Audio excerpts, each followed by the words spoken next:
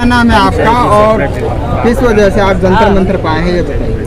मेरा नाम है श्रीनिवास और मैं तेलुगु क्रिश्चियन वेलफेयर एसोसिएशन का प्रेसिडेंट हूँ। और आप बैनर देख के समझ सकते हैं हम यहाँ पर क्यों आए हैं। और ये भी देखे होंगे, आप नोटिस किए होंगे, हम हर लोगों की तरह खाली पीस प्रोटेस्ट नहीं करना है, हमने साथ साथ प्रेयरफुल प्रोटेस्ट भी करना है। प्रोटेस्ट मतलब हम किसी को हम विमर्श करने के लिए नहीं आया, किसी को मतलब पॉइंट आउट करने नहीं आया।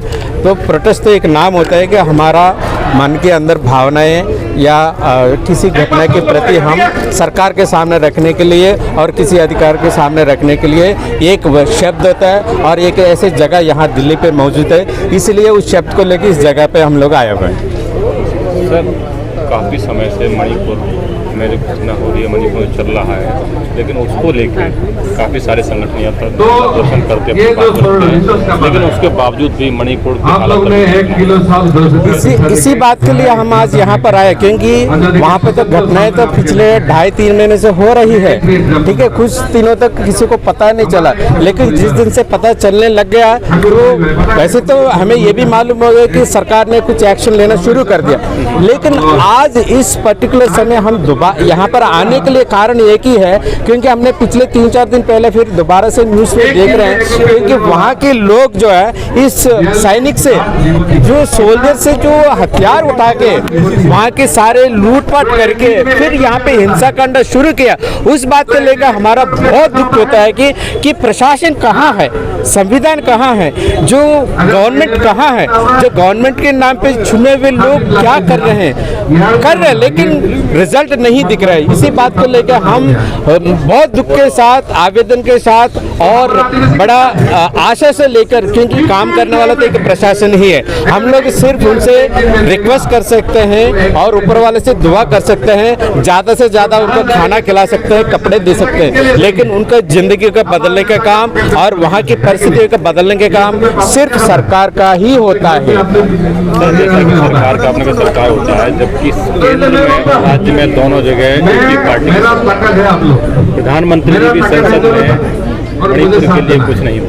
देखो, इसमें कोई कुछ भी जवाब दे दे उससे कोई फर्क नहीं पड़ता, क्योंकि देखा आम जनता की तरह हम बोलने से कुछ, जब मेंबर ऑफ पार्लियामेंट चुने हुए लोग बाकायदा मतलब पार्लियामेंट में इतना बहस कर रहे, इतने दिनों से बहस कर रहे हैं, फिर भी प्रधानमंत्री जब नो कॉन्फिडेंस मोशन का नोटिस दिया हुए आखिरी दिन आना पड़ा, उसके दौरान उनका जवाब देना पड़ा।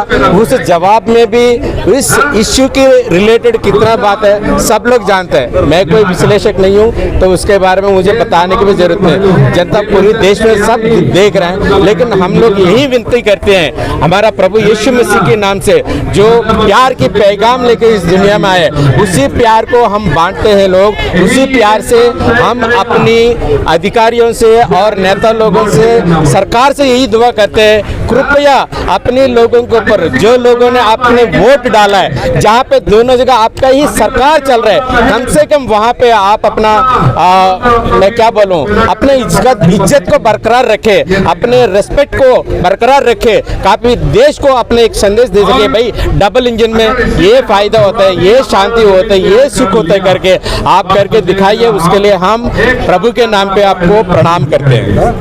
सर, इन मुद्दों को लेकर के आप किन के पास जाने वाले हैं, क्या कोई ज्ञापन सौंपने वाले हैं?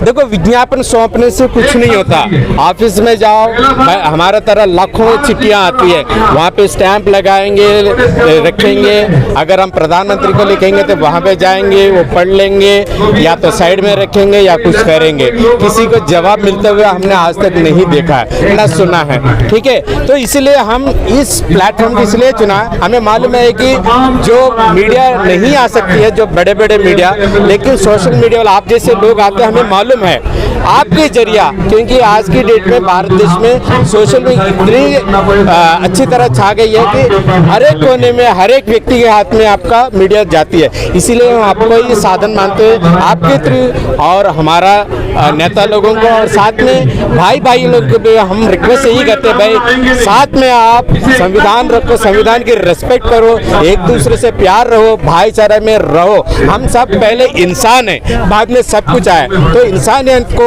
आप बरकरार रखें। इसी बात को आपके थ्रू हम देना चाहते हैं। मेरा नाम यीशु मनी है, मैं इंडियन रिलीफ फेलोशिप का पास्टर हूँ। तो हम ये विषय को लेके यहाँ पे आए हैं कि जो आजकल जो हो रहा है मसीह लोगों के खिलाफ क्या और जाति के खिलाफ क्या, कोई भी पिछड़े जाती है उसके खिलाफ बहुत कुछ है। अब मीडिया के द्वारा सभी लोगों को मालूम है क्या क्या हो रहा है आजकल। मैम, जिस तरीके से मणिपुर में महिलाओं के साथ, 2 महिलाओं के साथ जिस तरीके से वहाँ पे बर्बरता की गई, बहुत गंदे तरीके से उसे नंग करके पूरी तरीके से माया गया, इस पे आपका क्या स्टैंड है?